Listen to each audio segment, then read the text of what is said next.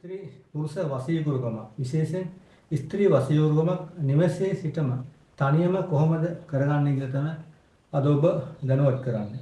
ඊළඟ ගත්තන් පස්සේ මේ පුස්කොළ පොතෙන් උපුටා පෙන්නන්නේ පොතක් තියෙන මන්ත්‍රයකින් තමයි ඔබ මේ දැනුවත් කරන්නේ.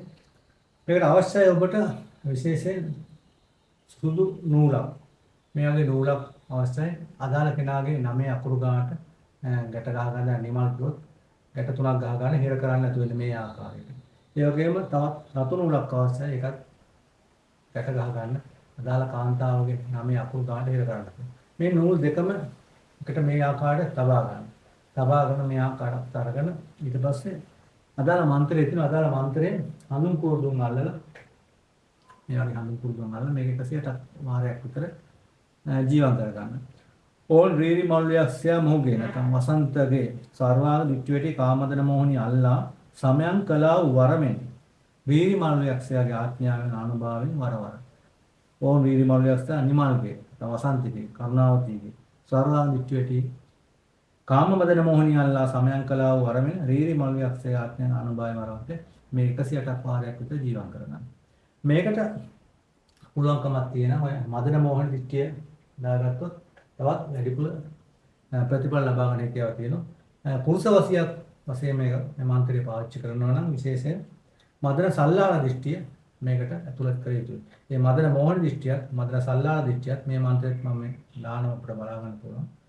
ඒ අනුව මේ බුදුකම මෙයාකට කරන්න පුළුවන්. මේ විදිහට මතුරලා අදාළ කාන්තාවට අදාළ පුරුෂයාට මේක පන්නව ගන්න. පන්නගෙන ඉස්තාමගේ අතේ බැඳගෙන ඒ කාන්තාව දකින්න අනිවාර්යෙන් ආකර්ෂණය වෙනවා, වශී වෙනවා. ඊට පස්සේ දවස් දෙකක් තුනක් ගියන් පස්සේ නුඹට හඳුන් කුරුද්දක් කළා මේ මන්ත්‍රයම කියලා. ප්‍රතිඵල ඉක්මන් වෙන හැකියාව තියෙනවා. මොකද තමන් ඉන්න තැනම කාමරේ ඉඳගෙන මේ කරන්න පුළුවන්කම තියෙනවා. රාත්‍රී කාට මේ ගුරුකම ජප කරගැනීමේ හැකියාව දෙන ප්‍රතිඵල ලබා දෙන මේ පුස්කොළ පොතකින් පුටාගෙන තමයි මම මේ ගුරුකම ඔබට පෙන්ලා දෙන්නේ දැනුවත් කරන්නේ.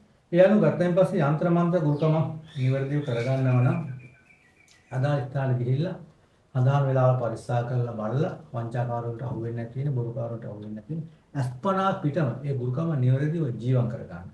ඒතර 100ට වාරේ 31 වාරේ 54 වාරේ යම්කිසි වාර ගණනක් තියෙන පුදතටු කැවිලි පෙරේ තියලා ළඟ ඉඳන් ගුරුකම කරොත් ඒකේ ප්‍රතිඵල 100%ක් ලබා ගැනීමේ හැකියාව තියෙනවා.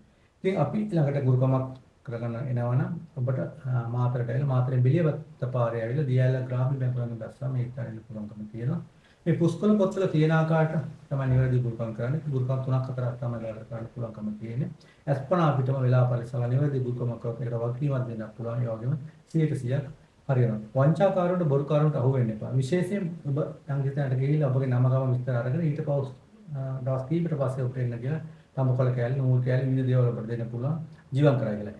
ඒ ආකාර කරගන්නා ගුරුකම කිසිම ප්‍රතිඵලයක් නැහැ. ගුරුකමක් කරගන්න ඔබගේ නමට අදාළ කෙනාගේ නමට ජීවත් කරන නිසා අදාළ කෙනා ළඟ නැති නිසා ඔබ ළඟ අනිවාර්යෙන් සිටිය යුතුයි. ඔබ ඉඳගෙන මේ මන්ත්‍ර වාර්තාව නිවැරදිව අස්පනා අපිට ජප කරගත්ත ඒක ප්‍රතිඵල ලබා ගැනීම කියලා. මේ ටික තමයි අද ඔබට දැනුවත් කරේ. නිවැරදිව වංචාකාරවට අහුනද තනියම මේ ගුරුකම් ඔබට නිවසින් ඉඳන් කරගන්න පුළුවන්. ඉතින් අපගේ channel එකක් subscribe කරන්න, තවත් කෙනෙකුට මේක share කරන්න, දැනුවත් කරන්න. ඒ වගේම මේ ස්ථාන වැඩක් කරගන්න එනවනම් ඔබ අනිවාර්යෙන් දැනුවත් කරලා ආව නිවැරදිව ගුරුකමක් කරගැනීමේ හැකියාව ඔබට තියෙනවා.